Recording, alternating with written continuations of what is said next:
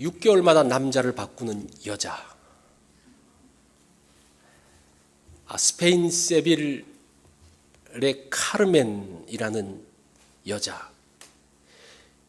이 여자는 아름다운 미모를 갖고 있고 끼가 있는 사람이었습니다. 자, 이것이 오페라 카르멘에 나오는 여주인공의 캐릭터입니다. 그래서 이런 여성을 파무파탈이라고 이야기를 합니다. 여기서 파무라는 말은 여성이라는 단어 뜻이고 파탈이라는 말은 운명적인 그런 내용의 불어입니다. 그래서 이것을 사회심리학 용어로 채용을 하면서 이 파무파탈이 무엇인가를 정의하면서 남자를 유혹해 죽음이나 고통 등 극한의 상황으로 치닫게 만드는 운명의 여인이다 라고 이야기를 합니다. 이 카르멘이 군인이었던 돈 호세를 유혹을 합니다. 원래 이 돈 호세는 자기가 사랑하는 여인이 있었거든요. 그런데 이 카르멘의 유혹에 빠져가지고 그 자기가 사랑했던 여인을 버리게 됩니다. 이 카르멘은 그 담배 공장에서 일했는데 그 공장에서 일하다가 같은 여직공들이 싸우다가 칼로 찔러서 잡혀오는데 이 돈 호세가 이 카르멘을 풀어줘요. 풀어주면서 돈 호세는 자기가 대신 감옥에 가게 됩니다. 근데 이 카르멘이 누굽니까? 6개월마다 남자를 바꾸잖아요. 자기를 위해서 감옥에 갇힌 남자를 버리고 투사와 사랑에 빠지게 됩니다. 그러니까 이 돈 호세가 화가 나가지고 열을 받아서 이 카르멘을 찾아가죠. 당장 나와 여기를 떠나자. 나와 함께 떠나자라고 하는데 카르멘이 거부합니다.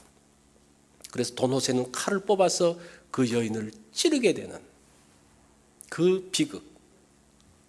그것이 이 카르멘 오페라의 줄거리입니다. 자, 오늘 본문에 나오는 이 사마리아 여인은 과연 카르멘과 같은 파무파탈일까? 이 여인은 과연 누구일까? 예수님이 이 여인에 대해서 이렇게 이야기를 합니다. 너에게 남편 5이 있었고 지금 있는 자도 내 남편이 아니다 라고 이야기해요. 이 사람이 누굽니까? 남자를 5번 갈아치웠다. 남편이 5명 있었는데 그게 끝나고 6번째 남자와 살고 있는 사람. 이 여인은 과연 누군가? 결론부터 말하면요, 이 여인은 파무파탈은 아닙니다. 왜냐하면 고대 사회에서 여자는 남자들의 소유였습니다. 여자가 그 당시는 여자가 남자를 버릴 수 있는 권리가 없었어요. 유대 사회에서는 이혼할 수 있는 권한이 누구에게 있는 거 아니? 남자에게만 있었습니다. 자, 이런 관점으로 본다면요, 이 여인은 어떤 여인입니까? 5명의 남편으로부터 버림받은 불쌍한 사람이에요. 지금도 6번째 사람하고 살고 있지만 이 사람이 뭐가 아니라는 겁니까? 자기 남편이 아니라고 이야기를 하고 있습니다. 지금은 여자가 혼자 되더라도 혼자서 경제 활동을 하면서 충분히 살 수가 있습니다. 그런데 고대 사회에서는 여성들이 나가서 일할 수 있는 것이 아무 데도 없었어요. 여성들이 일할 수 있는 것이 딱 한 가지가 한 군데가 있었는데 그것은 창기가 되는 겁니다. 그렇지 않고는 자기가 버림받았으면 이혼을 당했으면 또 다른 남자를 만나서 그 남자의 그늘 아래서 사는 것이 여자들이 살 수 있는 유일한 길이 그 당시 시대의 모습이었습니다. 자, 보십시오. 5명의 남편에게 버림을 받고 지금 6번째 남자와 사는데 이 사람이 누가 아니라 그래요? 남편이 아니라는 거예요. 이 말은 무슨 말인 거 아니? 아내로서의 권리를 갖고 있지 않은 그런 뜻이에요. 그죠? 그래도 남편이 있으면, 결혼을 했으면 아내로서 권리가 있잖아요. 그런데 지금 이 6번째 남자하고 사는데 이 6번째 남자는 남편이 아닙니다. 그 말은 뭐예요? 이 사람이 아내가 아니라는 거예요. 뭘까요? 하녀일지, 아니면 그보다 더 못한 사람일지, 모르지만 아무튼 이 여섯 번째 남자가 남편이 아니라는 사실은 우리에게 굉장히 강한 또는 불행한 메시지를 던져주고 있는 것을 볼 수가 있습니다. 오늘날로 말하면요, 이 여인이 어떤 사람인가? 손대면 실패하는 사람, 뭐 그런 뜻이라고 볼 수 있을 거예요. 그러니까 만나는 족족 깨지잖아요. 우리가 가끔 그런 사람들을 보면 이 사람이 손대는 것마다 다 실패하고 다 잘못되어지는, 그렇게 하려고 해도 어려운데 그런 사람들을 본 적이 있습니까? 그런 사람들을 보면서 그런 이야기를 하죠. 도대체 당신은 뭐 하는 거냐고, 어떻게 손만 대면 다 실패하냐고 그렇게 말하죠. 나도 잘하고 싶어요. 나도 잘하고 싶지만 나도 왜 그런지 모르겠어요. 사마리아 여인에게 말합니다. 이 더러운 여자, 어찌 사람이 저렇게 살아? 나 같으면 그냥 죽었을 거야. 그러한 비난을 받으면서 사는, 그래서 이 여인이 사는 것은 죽는 것보다 훨씬 더 고통스러울지 모르는 그러한 상황이었다는 겁니다. 그 여인이 사마리아 수가성에 살고 있는 여인이었습니다. 이 여인이 도대체 왜 이렇게 되었을까? 이런 여인에게도 희망이 있을까? 제가 조금 전에 말씀드렸던 것처럼 손대는 것마다 다 실패하는 그 사람에게도 과연 희망은 있을까? 주변의 손가락질과 그 힘든 가운데서, 그 가운데서 고통스러워하고 힘들어하는 그 사람도 과연 희망은 있을까? 그것이 오늘 본문을 보는 우리의 관점이 됩니다. 과연 이 여인에게 소망이 있다면 이러한 사람들에게도 소망이 있을 수 있다는 겁니다.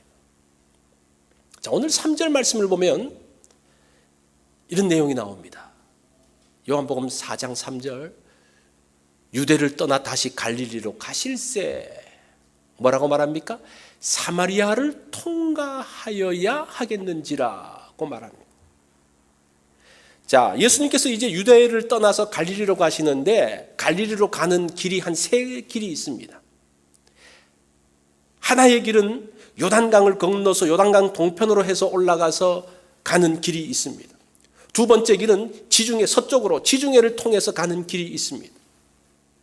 세 번째가 가장 최단 코스가 있는데 그것은 사마리아를 통해서 직선으로 쫙 올라가는 길이에요. 근데 그 길이 가장 빠른 길인데 대부분의 유대인들은 그 길을 가지 않습니다. 왜냐하면 그 사마리아 사람들은 부정한 사람이라고 생각하기 때문입니다. 그래서 언제나 우회해서 가는데 예수님은 뭐라고 말씀하십니까? 갈릴리로 가는데 사마리아로 가겠다라고 말씀하십니다. 그러면서 사마리아로 가겠다고 말씀하시면서 어떻게 하십니까? 사마리아 수가성 야곱의 우물가를 염두에 두시고 예수님이 그 길로 가고 있는 것을 볼 수가 있습니다. 지금 예수님께서 이 말씀 가운데서는 이 사마리아 여인을 염두에 두고 이 여인을 만나기 위해서 예수님께서 가고 있는 거예요. 그래서 부지런히 수가성에 있는 우물가에 도착합니다. 때가 제6시가 되었을 때에 한 여인이 물을 기르러 오죠. 그러면서 그 여인을 만나는 것이 오늘 본문의 내용이에요. 3장에서는 예수님이 누구를 만났습니까? 니고데모를 만났습니다. 니고데모는 남자였어요. 유대인입니다. 부자였어요. 사내들인 공회원으로서 그 리더였다고 그랬잖아요. 아르콘 리더였는데 존경받는 사람이었습니다. 근데 이 4장에 나오는 이 여인 사마리아 사람은 누굽니까? 여자였어요. 그 당시에 무시당하는 여자. 그 다음에 이 사람은 사마리아 사람입니다. 섞여있는, 피가 섞여있는, 그래서 멸시당하는 사람입니다. 이 사람은 가난한 사람이에요. 버림받은 사람이에요. 존경받지 못하고 손가락질 당하는 사람이었습니다. 보세요. 3장의 사건과 3장에서 예수님이 만난 사건과 4장에서 만난 것이 완전히 다른 그러한 모습이 나타나고 있는 것을 봅니다. 자, 어떤 형태든지 예수님은 이런 사람 저런 사람을 다 만나고 있는 것을 볼 수가 있습니다. 예수님이 그 물가에 앉아 있을 때 그 여인이 옵니다. 예수님이 말씀하시죠. 여인에게 말합니다. 물 좀 주시오. 그러니까 이 여인이 대답이 참 재밌어요. 물 좀 주시오 그러면 대답이 어떻게 돼야 됩니까? 예, 아니요 이렇게 나와야 되잖아요. 그죠? 드리겠습니다. 아니요. 근데 이 여자가 하는 말이 무엇인가 하니 당신은 유대인인데 어찌 나에게 물을 달라고 하십니까? 이렇게 이야기해요. 이게 벌써 이 유대인과 사마리아 사람들 사이에서 이 넘을 수 없는 갭이 있는 것을 볼 수가 있습니다. 이 여인이 예수님을 만나면서 조금씩 변하기 시작합니다. 그 호칭을 보면요. 호칭이 변하는데 호칭이 변하는 만큼 여자가 변해요. 첫 번째는 유대인 남자라고 이야기해요. 아, 유대인 남자로서 어떻게 나에게 물을 달라 하십니까? 이렇게 이야기하죠. 두 번째는 주여 그래요. 주여. 이 주여라는 말은 우리가 생각하는 주여, 로드라는 개념은 아니고 마스터, 선생님 뭐 그런 뜻입니다. 선생님? 그런 뜻이에요. 아, 선생님 정말 대단하신 분이에요? 뭐 그런 뜻입니다. 그 다음에 세 번째로 넘어가면 선지자라고 이야기를 합니다. 자기에 있는 내용을 남편을 불러오라고 하면서 자기의 그 모든 내용을 다 이야기하니까 당신은 선지자네요. 그렇게 이야기를 해요. 그러다가 마지막에는 뭐라고 이야기합니까? 메시아가 오면 그럴 때에 예수님께서 내가 바로 그 메시아다. 이런 호칭의 변화를 통해서 이 여인이 변화되어지고 있는 것들을 알 수가 있습니다. 자, 그러면 오늘의 그 포인트는 무엇인가 하니 이 여인을 변화시킨 포인트가 뭘까요? 이런 사마리아 여인, 그 유대인 또 남자하고는 상종도 하지 않는 이 사마리아 여인이 어떻게 예수님을 통해서 변화가 되었을까? 그 변화의 포인트를 16절 내 남편을 불러오라는 것에서 찾아볼 수가 있습니다. 내 남편을 불러오라는 말은 굉장히 수치심을 불러일으키는 그런 말일 수도 있지만 그러나 예수님께서는 이 여인을 수치스럽게 만들려고 한 게 아니에요.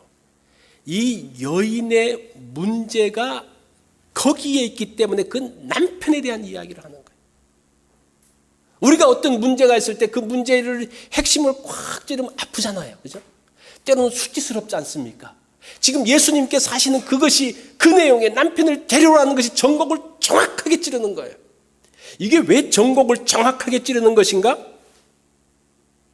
이 여인이 대답하죠. 난 남편이 없습니다라고 말합니다. 그러니까 예수님이 계속 말하죠. 네 말이 맞다. 네가 지금 남편이 5명이 있었는데 지금 6번째 남자와 사는데 그 남자는 남편이 아니다라고 이야기합니다. 자기의 기가 막힌 상황들을 정확하게 이야기해주고 있습니다. 자기 어쩔 수 없는 그 상황들, 지금 아내로서의 권리도 누리지 못하면서 남자와 함께 살고 있는 그 모습을 정확하게 말씀해주고 있는 것을 봅니다. 여인에게 있어서, 고대 사회의 여인에게 있어서 남편은 버팀목입니다. 오늘날도 마찬가지겠지만 고대 사회에서는 더 그래요. 남편이 없으면요 아무것도 할 수가 없었어요. 먹고 살기조차 힘든 것이 그 시대의 모습이었습니다. 이 여인의 인생을 버티고 있었던 것은 남편이었고 남자였습니다. 남자가 떠나면요 지붕이 날아간 것 같아요. 지붕이 날아가면 비 맞잖아요. 그 뜨거운 태양이 다 들어오잖아요. 그래서 빨리 지붕을 또 갖다 끼웁니다. 새로운 남편을 갖다 끼웁니다. 또 그 지붕이 날아가면 그것을 5번씩이나 하는 거예요. 자기도 그런 일들을 하면서 또 버림받으면서 어떻게 해야 될지 알지 못하는 그런 상황. 여러분의 인생을 버티고 있는 것이 뭡니까? 여러분의 인생을 버텨주고 있는 게 뭐예요? 이것이 무너지면 인생이 날아갈 것 같아요. 그런 게 있지 않습니까? 그래서 이것을 포기할 수 없어요. 이것을 놓을 수도 없어요. 이것이 잘 되면 행복해요. 이게 문제가 생기면 갑자기 불행해져요. 그런 거 있잖아요. 그것 때문에 그냥 안절부절 못해요. 어찌할 바를 알지 못해요. 그 버팀목을 붙들고 있으면서 두려워하면서 떨고 있습니다. 이게 인생의 버팀목이에요. 예수님께서 그 인생의 버팀목을 데려오라는, 남편을 데려오라는 말이 무슨 말인가 하니 너 인생을 버티고 있는 그 버팀목을 데려오라고, 가져오라고 이야기합니다. 오늘 지금 우리 얘기하시는 말씀은 무엇인가 하니 남편이 아닐 수도 있어요. 너 인생을 붙들고 있는 그 버팀목을 가져오라고 이야기합니다. 나에게 한번 갖고 와보라고 이야기를 하고 있습니다. 그러면서 네가 지금 같이 살고 있는 그 남자, 네가 인생의 버팀목이라고 생각하지만 그 임시적인, 그것은 버팀목도 아닌 정말 임시적으로 갖다 바치고 있는 그러한 것, 이 말은 정말 슬픈 이야기예요. 남편을 데려오라는 말은 정말 슬픈 이야기입니다. 이것은 이 여인의 아픔이고 인생의 갈증입니다. 그래서 이 예수님이 여인과 대답하면 그 이야기를 하시면서 이 물에 대한 이야기를 많이 하잖아요. 갈증, 이게 인생의 갈증이었어요. 이 여인 인생의 갈증을 풀기 위해서 물을 마십니다. 새로운 남편을 데려오면서 새로운 물을 길러옵니다. 그것이 또 떠나버리고, 그것이 아무리 마시고 채워도 채워지지 않는 그러한 것이 여인의 비극이고 오늘날 이 시대 사람들의 비극입니다. 요한복음 3장에서는 두 가지 원리를 이야기하죠. 거듭남에 대한 이야기를 하면서 거듭남이라는 것은 위에서부터 출생이라고 이야기해요. 그래서 첫 번째 출생은 땅에서의 출생이고 두 번째 출생은 위에서의 출생이라고 이야기를 합니다. 그래서 위에서부터 오는 출생을 하지 않으면 하나님 나라를 볼 수 없다라고 이야기를 합니다. 이것을 4장에 그대로 적용을 해보면요, 땅에 물이 있고 위로부터 온 생수가 있어요. 그 이야기를 하는 거예요. 똑같은 프레임으로 넘어가고 있습니다. 두 가지 물이 있어요. 이 땅에 또 사람이 만든 물이 있잖아요.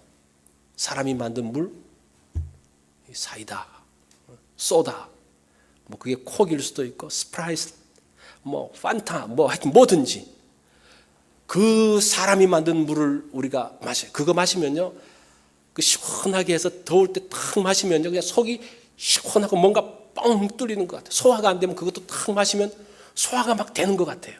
그런데 그것만 먹으면서 살 수 있어요? 어떻습니까? 그것만 먹으면서 살 수 있습니까? 살 수 없어요. 그것은 잠시 우리를 시원하게 하지만 그것으로는 우리의 갈증을 해소해 줄 수가 없어요. 그것만 먹으면 문제가 생겨요. 어떤 물을 이야기합니까? 생수를 이야기합니다. 생수. 이 생수는 어떤 물입니까?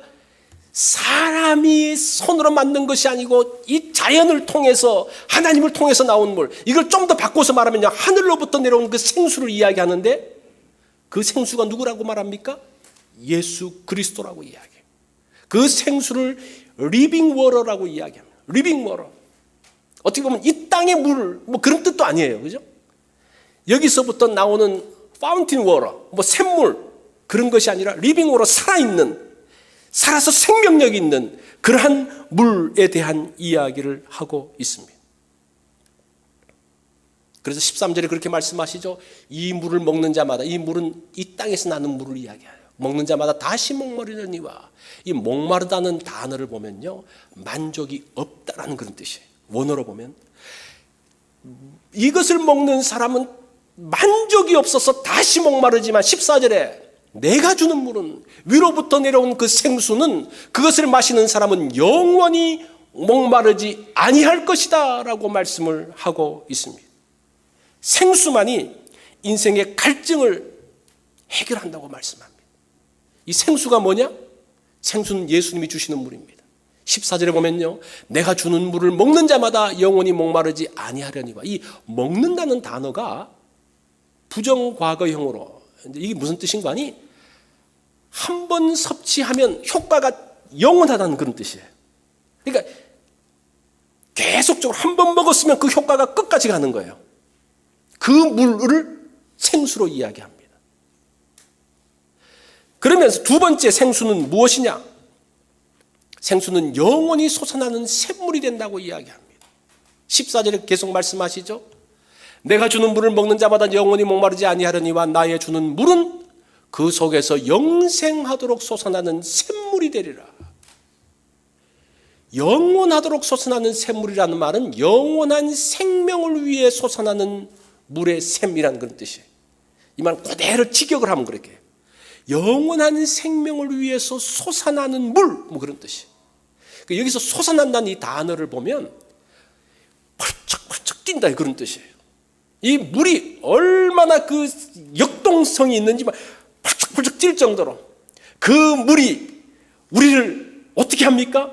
힘있게, 생기있게, 생명력 있게 만드는 그러한 물이 바로 예수 그리스도를 통한 생수라고 이야기를 하고 있습니다.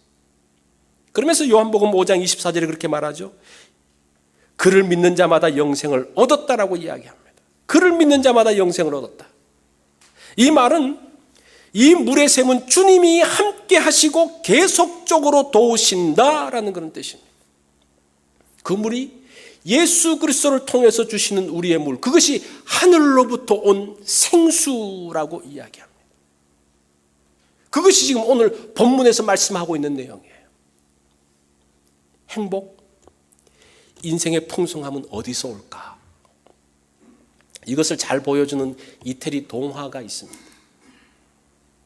한 부자가 있었습니다. 이 부자가 돈이 많았죠. 이 돈이 많았는데 이 돈이 자칫 잘못하다가 언제 없어질지 모른다는 그 불안감이 어느 날 갑자기 툭 들어온 거예요. 그 다음부터는 이게 불안해서 견딜 수가 없는 거예요. 돈은 있긴 있지만 이게 세상이 어떻게 바뀌면 어떻게 없어질지 몰라서 그냥 불안불안해 하면서 이거 잃어버리면 안 되지 그냥 이렇게 염려하고 걱정하다 보니까 병이 들었습니다. 이 병이 들어서 이 병을 고치기 위해서 명의를 찾아갔는데 이 명의가 하는 말이 자기 사정을 다 이야기하니까 명의가 처방을 내립니다. 당신의 병은 보통 약으로 고칠 수가 없습니다. 단 한 가지 방법이 있는데 행복한 사람을 찾아서 그 사람의 속옷을 입으면 그 사람의 행복이 당신의 병을 낫게 할 것입니다. 그런 처방을 줬어요. 그 말을 들으니까 정말 그렇게 하면 나을 것 같거든요. 그래서 행복한 사람을 찾아갑니다. 우리가 있는 성에서 도시에서 가장 행복한 사람이 누굴까? 우리 동네에 우리 성의 제일 부자 그 사람을 찾아가서 말합니다. 행복하십니까? 그 부자가 탁 듣더니만 아니요 그런 거예요. 이 사람은 안 되구나. 그러면 우리 도시에서 가장 큰 힘을 가진 사람을 찾아가야지. 백작을 찾아갑니다. 백작님 행복하십니까? 그러니까 그 백작이 듣더니 심각하게 아니요 그러는 거예요. 이거 문제가 생긴 거예요. 자기가 분명히 이 사람한테 가면 행복을 얻을 줄 알았는데 그러면 역시 사람이 이게 많이 배운 사람한테 가면 행복이 있을 것이다. 그러면서 그 나라에서 잘 많은 지식을 갖고 있는 최고의 학자를 찾아갑니다. 먼 길을 걸어서 찾아갑니다. 드디어 만났습니다. 그리고 묻습니다. 똑같이 묻습니다. 행복하십니까? 그 학자가 뭐라고 답변했겠습니까? 아니요. 인생이 힘드네요. 큰일 난 거예요. 그래서 이제 거기서 돌아오는데 이 돌아오는 길에 이렇게 산을 구비해서 이렇게 쭉 내려오는데 저쪽에서 양을 치는 목동이 있는데 그 목동이 양을 치면서 너무나 즐겁게 노래 부르면서 막 하고 있는 거예요. 저 사람은 뭐 저렇게 재밌게 있어? 저 사람이 혹시 행복한 사람인가? 그래서 그냥 큰 기대도 하지 않고 그 사람에게 가서 묻습니다. 여보시오, 행복하십니까? 그러니까 이 사람이 뭐라고 하냐? 행복하죠. 너무너무 행복합니다. 너무너무 기뻐서 견딜 수가 없어요. 내가 그래서 늘 감사하며 살고 있습니다. 이 사람이 속으로 됐다 이제.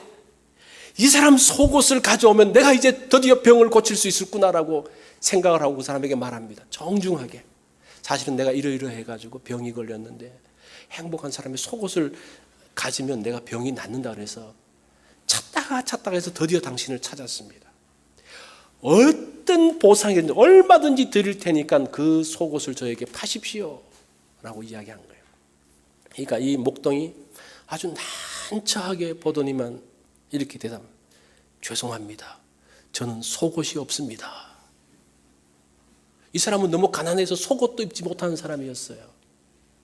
여러분, 행복이 속옷을 통해서 나오는 겁니까? 그 마음 가운데 있는 거예요. 그 마음 가운데. 지금 사람들의 생각이 다 지금 물질주의라는 것이 그거예요. 내가 돈만 주면 뭐까지 살 수 있다고 생각을 해요? 행복도 살 수 있고 마음도 살 수 있고 다 살 수 있다는 것이 오늘날 시대인데, 이 동화의 결론이 뭡니까? 행복은 어디에 있을까? 속옷에 있는 게 아니라 마음에 있다는 거예요. 감사하는 마음에서 행복이 일어납니다. 이 마음은 하나님이 사람이 마음을 만들 때는 이 마음을 얼마나 크게 만들었는지 이 땅의 것으로는 채워지지 않아요. 우리가 많은 사고 싶은 거 잔뜩 샀어요. 행복했어요. 근데 그 다음날 자고 일어나면 한쪽 편이 이렇게 비어 있는 것을 발견하지 않습니까? 그죠? 그 다음날 아니면 한 일주일 지나면 그것이 언제나 그것으로 정말 채워질 줄 알고 인생이 풍요로울 줄 알았는데 조금 지나고 나면 또 한편이 비어져 있어요. 그 말은 무슨 말인가 하니 이 땅의 것으로는 우리의 마음을 채울 수 없다는 거예요.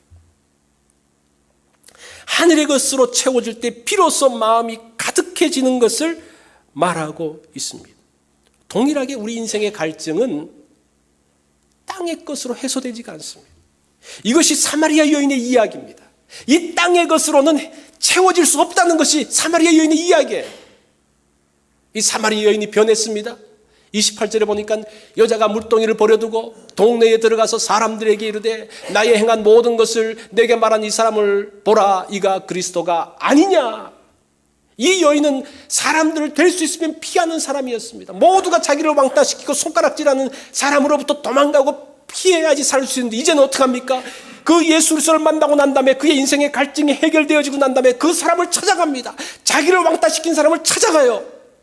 그리고 자기의 부끄러운 과거를 이야기합니다. 자기가 아팠던 것을 다 나누고 있습니다. 이게 치유되었다는 증거예요. 그죠? 치유라는 게 그렇게 되어지는 거예요.